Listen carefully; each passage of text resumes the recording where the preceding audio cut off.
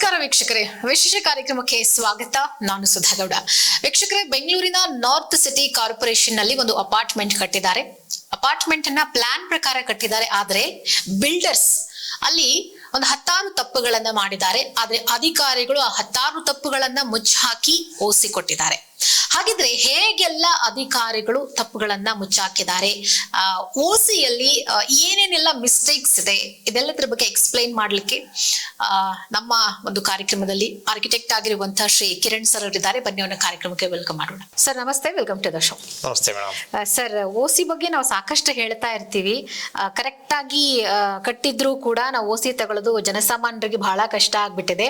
ಆದ್ರೆ ಸಿಕ್ಕಾಬಟ್ಟೆ ಮಿಸ್ಟೇಕ್ಸ್ ಮಾಡಿದ್ರು, ಡಿವಿಯೇಷನ್ಸ್ ಮಾಡಿದ್ರು ಕೂಡ ಓಸಿ ಸಮ್ಟೈಮ್ಸ್ ಬೇಗ ಸಿಕ್ಬಿಡುತ್ತೆ ಅಂತ ನೀವೇ ಹೇಳ್ತಾ ಇರ್ತೀರಾ. ಸೊ ಇಲ್ಲಿ ನಾವು ಬೆಂಗಳೂರಿನ ನಾರ್ತ್ ಸಿಟಿ ಕಾರ್ಪೊರೇಷನ್ ಒಂದು ಅಪಾರ್ಟ್ಮೆಂಟ್ ಅನ್ನ ತೋರಿಸ್ತಾ ಇದೀವಿ. ಅಪಾರ್ಟ್ಮೆಂಟ್ ಅನ್ನ ಕರೆಕ್ಟ್ ಆಗಿ ಕಟ್ಟಿದ್ದಾರೆ ಅಂತ ಹೇಳಿ ಹೇಳ್ತಿದ್ದಾರೆ.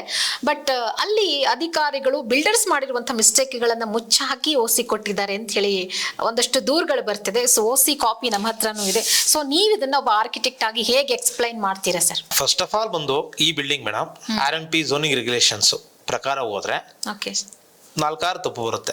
ಈ ಲ್ಯಾಂಡ್ ರೋಡ್ ವೈಡ್ನಿಂಗ್ ಏರಿಯಾದಲ್ಲಿ ಬರುತ್ತೆ. ಪ್ರಾಪರ್ಟಿ ಫ್ರಂಟೇಜ್ ಅಲ್ಲಿ 11 ಮೀಟರ್ ರೋಡ್ ಇದೆ. 11 ಮೀಟರ್ ರೋಡ್ ಇದ್ರೆ ನಮ್ಗೆ FAR ಬಂದು 2.25 ಕೊಡೋದಿಕ್ಕೆ ಆಗಲ್ಲ. ಮೋರ್ ದ್ಯಾನ್ 40 ಫೀಟ್ ಎಬೋವ್ ಇದ್ರು ಮಾತ್ರ FAR 2.25 ಸಿಗ್ಬೇಕಾಗತ್ತೆ. ಇದು RMP ಮ್ಯಾಪ್ ಅಲ್ಲಿ 2015 RMP ಮ್ಯಾಪ್ ಅಲ್ಲಿ 60 ಫೀಟ್ ರೋಡ್ ಇದ್ರು ಕೂಡ ಆಕ್ಚುಯಲ್ ಆಗಿ 11 ಮೀಟರ್ ಇದೆ. ಅಂದ್ರೆ 37 ಫೀಟ್ ಇದೆ road. Property frontage 37 feet road ಇದೆ. ಇದಕ್ಕೆ FAR ಪ್ಲಾನ್ ಸ್ಯಾಂಕ್ಷನ್ ಕೊಡ್ಬೇಕಾದ್ರೆ 2.25 FAR ಕೊಟ್ಟಿದ್ದಾರೆ. ಅಂದ್ರೆ ಅವತ್ತಿನ 2017 ಅಲ್ಲಿ ನಿಮ್ಗೆ ಮ್ಯಾನ್ಯುಯಲ್ ಪ್ಲಾನ್ ಕೊಟ್ಟಾಗ್ಲೇನೆ ಇದಕ್ಕೆ ತಪ್ಪಾಗಿ ಪ್ಲಾನ್ ಕೊಟ್ರು FAR ನ. ಅಂದ್ರೆ ಇವತ್ತಲ್ಲ, ಇದು 2017 ಅಲ್ಲಿ FAR 2.25 ಪ್ಲಾನ್ ಕೊಟ್ರು. ಪ್ಲಾನ್ ಕೊಟ್ಟಾದ್ಮೇಲೆ CC ಅಪ್ಲೈ ಮಾಡ್ತಾರೆ. CC ನಾವು ತಗೊಳ್ಳೇಬೇಕಾಗ CC ತಗೋತಾನೆ ಬಿಲ್ಡರ್ ಪ್ಲಾನ್ ಕೊಟ್ಟಾದ್ಮೇಲೆ. ಈಗ OC ಕೊಡ್ಬೇಕಾದ್ರೆ ಇವತ್ತು ರೋಡ್ ವೈಡ್ನಿಂಗು 100% ರಿಲಿಂಕ್ವಿಷನ್ ಮಾಡ್ಕೋಬೇಕು ಅನ್ನೋ ಆರ್ಡರ್ ಇದೆ. ಅಂದ್ರೆ ಏನಾಗುತ್ತೆ, 60 ಫೀಟ್ ರೋಡ್ಗೆ ನಮ್ಮಲ್ಲಿ 37 ಫೀಟ್ ಪ್ರಾಪರ್ಟಿ ಫ್ರಂಟೇಜ್ ರೋಡ್ ಇದೆ. ಬ್ಯಾಲೆನ್ಸ್ ಏರಿಯಾ ಅಂದ್ರೆ 11.5 ಫೀಟ್ ಫ್ರೀ ಆಫ್ ಕಾಸ್ಟ್ ಅಲ್ಲಿ ಗವರ್ಮೆಂಟ್ಗೆ ರಿಲಿಂಕ್ವಿಷನ್ ಮಾಡ್ಕೊಡ್ಬೇಕು. ಅಂದ್ರೆ 11.5 ಫೀಟ್ ಅಂದ್ರೆ ನಿಯರ್ಲಿ 4 ಮೀಟರ್ ಅಂದ್ರೆ 3.6 ಮೀಟರ್ 3.5 ಮೀಟರ್ ಅಂತ ತಗೊಳ್ಳಿ. 3.5 ಇಂಟು ಡೆಪ್ತ್ ಬಂದು ಫ್ರಂಟ್ ಡೆಪ್ತ್ ಬಂದು ನಿಯರ್ಲಿ 40 ಫೀಟ್ ಬರುತ್ತೆ. ಅದನ್ನ ರಿಲಿಂಕ್ವಿಷನ್ ಮಾಡಬೇಕು. ನಮ್ಮ ಅಧಿಕಾರಿಗಳು ರಿಲಿಂಕ್ವಿಷನ್ ಮಾಡ್ಸಲ್ಲ, ಹಾಗೆ OC ಕೊಡ್ತಾರೆ. ಅರ್ಥ ಆಯ್ತಲ್ಲ madam? Plus FAR plan sanction ತಗೋಬೇಕಾದ್ರೆ 2.25 ತಗೊಂಡಿದ್ದಾರೆ. ಏನೋ ಒಂದು ಮಾಡಿ ಅವತ್ತಿನ ಕಾಲದಲ್ಲಿ ತಗೊಂಡಿದ್ದಾನೆ. ಇವತ್ತು ಕೂಡ 2.25ಗೆ OC ಕೊಡ್ತಾರೆ. ಅಂದ್ರೆ ಪ್ರೀಮಿಯಂ FAR ಅಂತ ಇವತ್ತೇನ್ ಗೌರ್ಮೆಂಟ್ ತಂದಿದೆ, ಏನಕ್ಕೆ ಬೇಕದು ಅಂದ್ರೆ ಇದು ಪ್ರೆಸೆಂಟ್ ವ್ಯಾಲ್ಯೂ ಇದಕ್ ಬಂದು 1.75 FAR ಅಷ್ಟೇ ಕೊಡ್ಬೇಕು. ಇದಕ್ಕೆ 1800 ಸ್ಕ್ವೇರ್ ಮೀಟರ್ ಅಂತ ಲೆಕ್ಕ ತಗೊಳ್ಳಿ. 1800 ಸ್ಕ್ವೇರ್ ಮೀಟರ್ ಪ್ರೀಮಿಯಂ FAR ನ ಗೌರ್ಮೆಂಟ್ ಮೋಸ ಮಾಡ್ತಾರೆ. 1800 ಸ್ಕ್ವೇರ್ ಮೀಟರ್. ಅರ್ಥ ಆಯ್ತಲ್ಲ ಮೇಡಮ್? 0.5 ಅಂದ್ರೆ 0.4 ಈಗ 2.23 ಅವ್ರು ಅಚೀವ್ ಮಾಡಿದ್ದಾರೆ. 1.82 ಪರ್ಮಿಸಿಬಲ್ ಲಿಮಿಟ್ ಇದೆ ಅವ್ರಿಗೆ ವಿತ್ ಇನ್ ಝೋನ್ ರೆಗ್ಯುಲೇಷನ್ ಪ್ರಕಾರ. ಅವ್ರು 5% ಲೆಕ್ಕ ಹಾಕೊಂಡ್ರೆ 2.0 ಅಂದ್ರೆ 0.4ಗೆ 1800 ಲೆಕ್ಕ 1800 ಸ್ಕ್ವೇರ್ ಮೀಟರ್ ಲೆಕ್ಕ ಹಾಕಿದ್ರೆ ಒಂದು ಸ್ಕ್ವೇರ್ ಮೀಟರ್ಗೆ ಕನಿಷ್ಠ 10,000 ಪ್ರೀಮಿಯಂ FAR ಹಾಕಿದ್ರು ಕೂಡ 30 ಫೀಟ್ ಅಂದ್ರೆ 20% ಲೋಡ್ ಮಾಡ್ಬೋದು. ಲೋಡ್ ಮಾಡ್ಕೊಳ್ಳೋದಿಕ್ಕೆ ಹೋದ್ರೆ ನಮ್ಗೆ ಗೌರ್ಮೆಂಟ್ ಅಲ್ಲೇ 1 ಕೋಟಿ 1.25 ಕೋಟಿ ದುಡ್ಡು ಹೊರಟೋಯ್ತು. 1.25 ಕೋಟಿ ಗೌರ್ಮೆಂಟ್ ಬರಬೇಕಾಗಿದ್ದ ದುಡ್ಡು. ಒಂದು ಸ್ಕ್ವೇರ್ ಮೀಟರ್ಗೆ ಅವರೇಜ್ ಪ್ರೀಮಿಯಂ FAR ಈ ಗೈಡ್ಲೈನ್ಸ್ ವ್ಯಾಲ್ಯೂಗೆ 28% ಆಫ್ ಗೈಡ್ಲೈನ್ಸ್ ವ್ಯಾಲ್ಯೂ ನಾವು ಪೇ ಮಾಡಬೇಕು. ನಮ್ದು ಗೈಡ್ಲೈನ್ಸ್ ವ್ಯಾಲ್ಯೂ ಬಂದು 45,000 ಇದೆ. ಮಿನಿಮಮ್ 50,000 ಕೌಂಟ್ ಮಾಡ್ಕೋಬೇಕು ನಾವು. 50,000 ಇಂಟು 1 ಇಂಟು 50,000 ಇಂದ ಒಂದು ಸ್ಕ್ವೇರ್ ಮೀಟರ್ಗೆ ನಿಯರ್ಲಿ 16,000 ರೂಪಾಯಿ ಬರುತ್ತೆ ಇದಕ್ಕೆ. ಅಂದ್ರೆ 1800 ಸ್ಕ್ವೇರ್ ಮೀಟರ್ ಆಯ್ತು. 1,500 ಸ್ಕ್ವೇರ್ ಮೀಟರ್ ಹಾಕೊಳ್ಳಿ. 1,500 ಸ್ಕ್ವೇರ್ ಮೀಟರ್ ಪ್ರೀಮಿಯಂ FAR ದುಡ್ಡೆಲ್ಲ ಆಯ್ತು. ಇದು ಯಾರು ಮೋಸ? ಜನಸಾಮಾನ್ಯರಿಗೆ ಎಲ್ಲಿಂದ ನಿಮ್ಗೆ ರೋಡು ಇನ್ನೊಂದು ತ್ಯಾಪೆ ಹಾಕು ಇದಾಕು ಇನ್ನೊಂದು ಹಾಕಿಲ್ಲ ಅಂದ್ರೆ ಅಧಿಕಾರಿಗಳು ಈ ತರ ತಪ್ಪುಗಳು ಮುಚ್ಕೊ ಹೋಗ್ತಾ ಇದ್ರೆ ಎಲ್ಲಿಂದ ಹಾಕೋದಿಕ್ಕಾಗತ್ತೆ? ಮತ್ತಿನ್ನೊಂದು, ಈಗ ಕುಮಾರ್ ಗುಪ್ತಾ ಅಂತ ನಿಮ್ ಸ್ಟುಡಿಯೋಗೆ ಒಬ್ರು ಬಂದಿದ್ರು. ಕುಮಾರ್ ಗುಪ್ತಾ ಅಂತ ಬಂದಿದ್ದವರು ನನಗೆ OC ಕೊಡ್ತಾ ಇಲ್ಲ, 8 ತಿಂಗಳಿಂದ GBA ಬರುತ್ತೆ BBMP ಅಪ್ಲೈ ಮಾಡಿದ್ರು, ಆಗ್ಲಿಲ್ಲ. ತಿರ್ಗಾ GBA ಬಂದಾಗ ಓಡಾಡಿದ್ರು. 8 ತಿಂಗಳಿಂದ ಟಿಲ್ ಡೇಟ್ ಆಗಿಲ್ಲ. 8 ಮಂತ್ಸ್ ಇಂದ. ಸರ್, ಆಮೇಲೆ ಇಲ್ಲಿ ನೋಡಿ, ಈಗ BBMP ಇಂದ GBA ಆಯ್ತು. ಅದು ಸೆಪ್ಟೆಂಬರ್ 1, 2025ಗೆ BBMP ಎಂಡ್ ಆಯ್ತು. ಬಟ್ GBA ಬಂದಿರೋದು ಆಫ್ಟರ್ ಅಂದ್ರೆ 2ನೇ ತಾರೀಕು. ಬಟ್ ಈ ಓಸಿ ಕೊಟ್ಟಿರೋ ಡೇಟ್ ನೋಡಿದ್ರೆ 3ನೇ ತಾರೀಕು ಸೆಪ್ಟೆಂಬರ್ 2025 ಇದೆ. ಇದು ಹೆಂಗ್ ಸಾಧ್ಯ ಅಂತ? ತಪ್ಪು ಏನಾಗುತ್ತೆ ನೋಡಿ, ಈ file JC approval on date 1/9/2025. ಈ ಫೈಲು ಇವತ್ತಿನ ಪ್ರೆಸೆಂಟ್ GBA ಆಕ್ಟ್ ಇದ್ರ ಪ್ರಕಾರ ಹೋದ್ರೆ ಅಪ್ರೂವ್ಡ್ ಬೈ ಕಮಿಷನರ್ ಅಪ್ರೂವಲ್ ಮಾಡಬೇಕಾಗಿತ್ತು. ಅಂದ್ರೆ 1ನೇ ತಾರೀಕು JC ಅಪ್ರೂವಲ್ ಮಾಡಿ, ಅಂದ್ರೆ ಆ ಪ್ರೋಸೆಸ್ನೇ ಕಟ್ ಮಾಡಿದ್ರು. ಫೈಲ್ ಕಮಿಷನರ್ಗೆ ಹೋಗ್ಬೇಕಾಗಿತ್ತು. ಈ ಫೈಲ್ ಅಪ್ರೂವಲ್ ಆಗ್ಬೇಕು ಅಂದ್ರೆ ಅದೇ 1ನೇ ತಾರೀಕು 2ನೇ ತಾರೀಕು ಅಪ್ರೂವಲ್ ಆಗಿದ್ರೆ AE ADTP DD JD additional commissioner 5 ಜನಕ್ಕೆ ಹೋಗ್ಬೇಕಾಗಿತ್ತು. ಇಲ್ಲಿ ಯಾವ ಪರಿಸ್ಥಿತಿ ಆ ಟೈಮಲ್ಲಿ ಇದ್ದ ನಾಗರಾಜಪ್ಪ ಅನ್ನೋ JD ಬಂದು ಆ ಡೇಟ್ಗೆನೆ JC ಅಪ್ರೂವಲ್ ಮಾಡಿಸ್ತಾರೆ, ಒಂದೇ ದಿನಕ್ಕೆ. ಆ ಡೇಟ್ ಅರ್ಥ ಆಯ್ತಲ್ವಾ? ಅಂದ್ರೆ ಸಾರ್ವಜನಿಕರಾದ್ರೆ ನೀವು BBMP ಇಂದ GBA ಆದ್ಮೇಲೆ ಬನ್ನಿ ನೋಡೋಣ ಅಂತಾರೆ. ಅದೇ ಬಿಲ್ಡರ್ಸ್ ಆಗ್ಲಿ ಇನ್ನೊಬ್ರು ಹೋದಾಗ ಒಂದು ದಿನಕ್ಕೆ ಅಪ್ರೂವಲ್ ಮಾಡ್ತಾರೆ. ಈಗ ನಮ್ಮ ಅಫಿಷಿಯಲ್ಸ್ಗೆ ಸಾವಿರಾರು ತಪ್ಪುಗಳಿದ್ರು ಕೂಡ ಎಲ್ಲ ಚೆಕ್ ಮಾಡೋದಿಕ್ಕಾಗಲ್ಲ. 53 lakhs ಸಮಥಿಂಗ್ ಕೊಟ್ಟಿದ್ದಾರೆ ಅವರು ಈ ಓಸಿ ತಗೊಳಕ್ಕೆ. ನಿಮ್ಗೆ ಪ್ರೀಮಿಯಂ FIR ಏನಾಗುತ್ತೆ ಮೇಡಮ್? ಪ್ರೀಮಿಯಂ FIR ದುಡ್ಡು ಹೋಯ್ತಾ? 1.5 ಕೋಟಿ ಪ್ರೀಮಿಯಂ FIR ದುಡ್ಡು ಹೋಯ್ತಾ? FIR ಬಂದು 1.75 ಇದು ಕೊಡ್ಬೇಕಾಗಿರೋದು. ಪ್ರೀಮಿಯಂ FIR 1.5 ಕೋಟಿ ದುಡ್ಡು ಹೋಯ್ತು. ಅಂದ್ರೆ ಅಧಿಕಾರಿಗಳು ಸರ್ಕಾರದಿಂದ ಮುಚ್ಚಿಟ್ಟು ಲೂಪ್ ಹೋಲ್ಸ್ ಗಳನ್ನ ಒಸಿ ಕೊಟ್ಟಿದ್ದಾರೆ.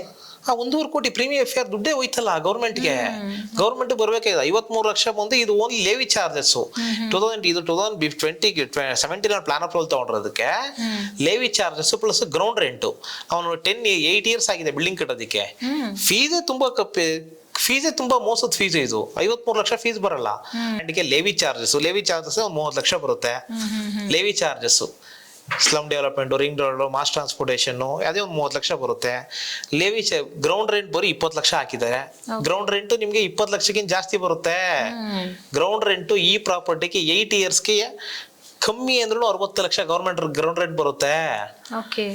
ಅಂದ್ರೆ Levi charges 30 lakh, ground rent ಒಂದು 50-60 ಲಕ್ಷ ಪ್ಲಸ್ ಡಿವಿಯೇಷನ್ ಪೆನಾಲ್ಟಿ ಎಲ್ಲ ಸೇರ್ಸಿದ್ರು ಫೀಸ್ ಬರ್ಬೇಕಾಗಿದ್ದೇನೆ. ಲೆಕ್ಕ ಹಾಕೋದ್ರೆ 120 ಫೀಸ್ ಬರುತ್ತೆ. 120 ಫೀಸ್ ಬರುತ್ತೆ. ಪ್ಲಸ್ FIR ಹೋಯ್ತಾ? FIR ನ ಪ್ಲಾನ್ ಸ್ಯಾಂಕ್ಷನ್ ಕೊಡ್ಬೇಕಾದ್ರೆ ಅವ್ರು ತಪ್ಪಾಗಿ ಯಾರೋ ಒಬ್ರು ಕೊಟ್ಟಿದ್ರು. OC ಕೊಡ್ಬೇಕಾದ್ರೆ ಸರಿ ಮಾಡ್ಬೋದಾಗಿತ್ತಲ್ವಾ ನಾಗರಾಜಪ್ಪನವರು? ಅರ್ಜೆಂಟ್ ಅಲ್ಲಿ ಒಂದೇ ದಿನಕ್ಕೆ ಕೊಡೋ ಅವಶ್ಯಕತೆ ಏನಿತ್ತು? ಒಂದೇ ದಿನಕ್ಕೆ ಅವತ್ತೇ ಇದ್ ಮಾಡಿ ಆಯ್ತು.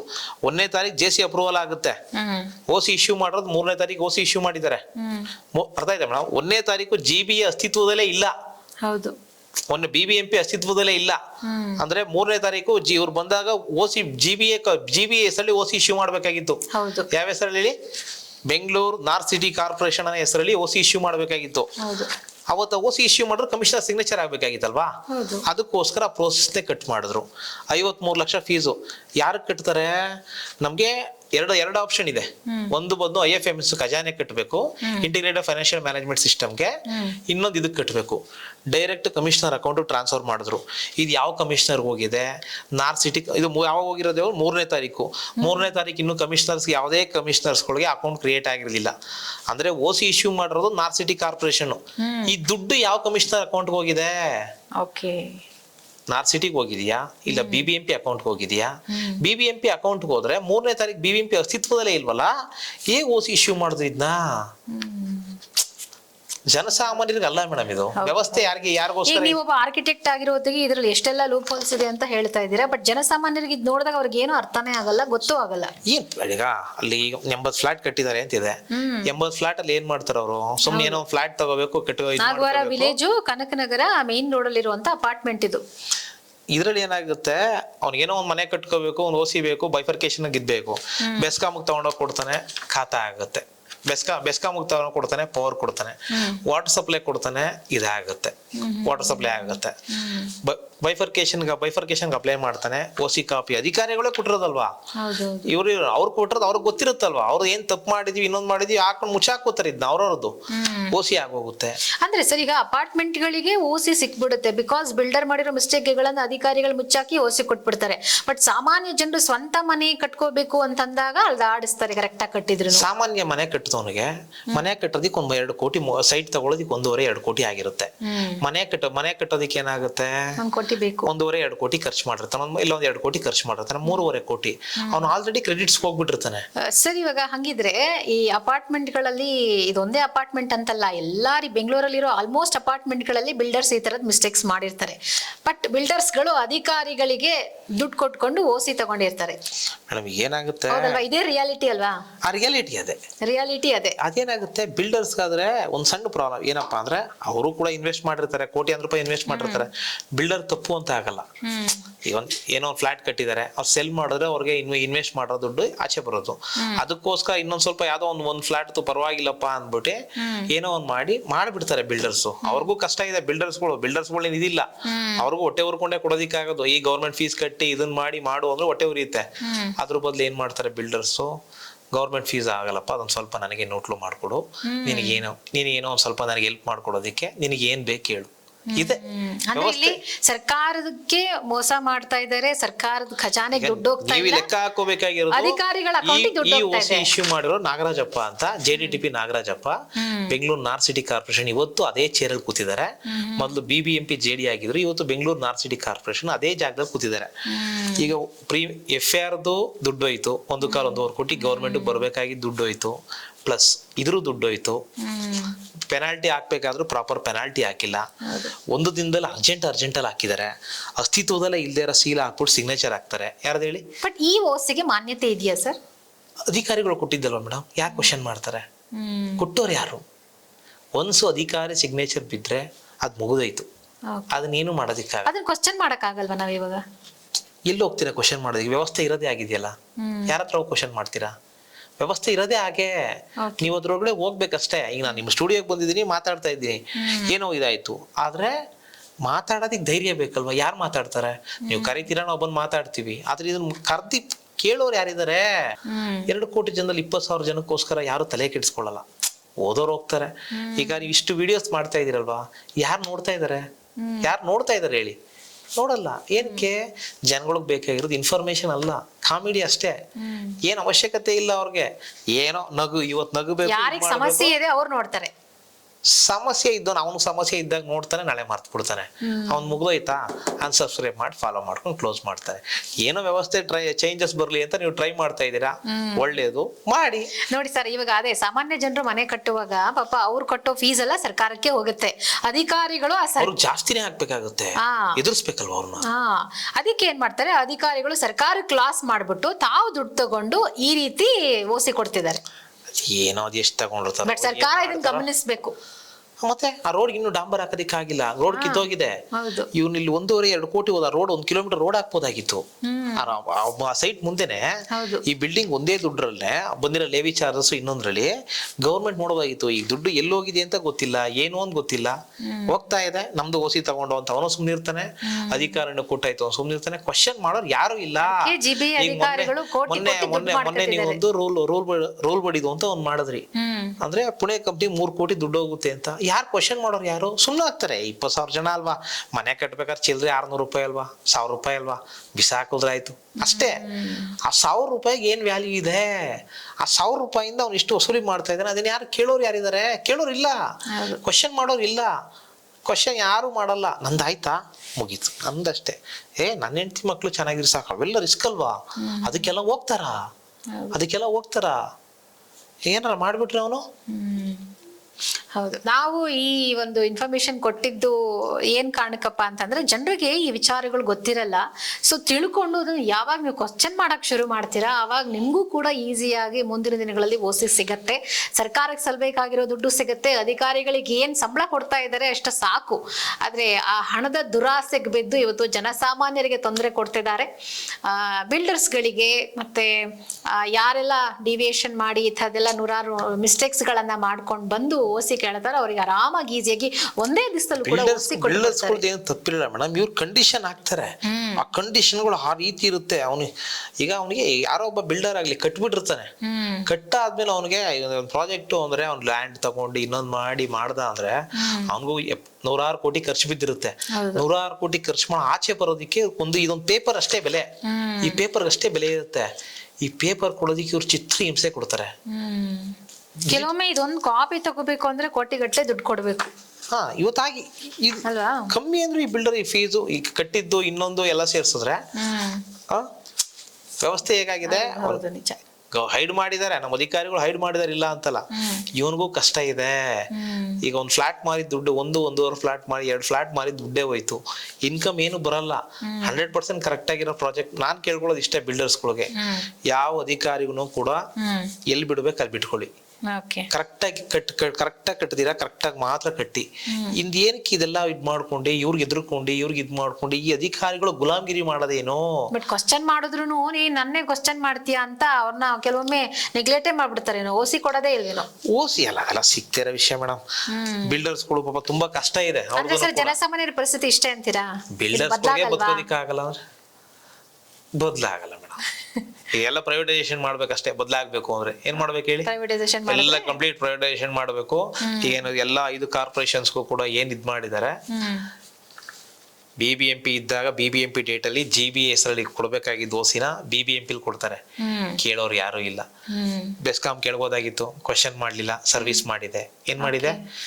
ಇದೇ BBMP ಜೆಸಿ ಸೈನ್ ಹಾಕಿದಾರೆ ಅವತ್ತು. ಇವತ್ತು ಅದೇ ಜೆಸಿ ಖಾತಾ ಬೈಫರ್ಕೇಶನ್ ಮಾಡ್ಬೇಕಾದ್ರೆ ತಪ್ಪಲ್ವಾ ಅಂತ ಕೇಳ್ಬೋದಾಗಿತ್ತು, ಕೇಳಲ್ಲ. ಅದೇ ಜೆಸಿ ತಪ್ಪಲ್ವಾ ಇದು, ಇದಾದ್ಮೇಲೆ ಈ ಡೇಟ್ ಬಂದ್ಮೇಲೆ ನಮ್ ಕಮಿಷನರ್ ಸಿಗ್ನೇಚರ್ ಆಗ್ಬೇಕಾಗಿತ್ತಲ್ಲ, ಪೋಮಲ ಸುನಿಲ್ ಕುಮಾರ್ ಸರ್ ಸೈನ್ ಆಗ್ಬೇಕಾಗಿತ್ತಲ್ವಾ, ಇದು ತಪ್ಪಲ್ವಾ ಅಂದ್ರೆ ಅದಾಗಲ್ಲ.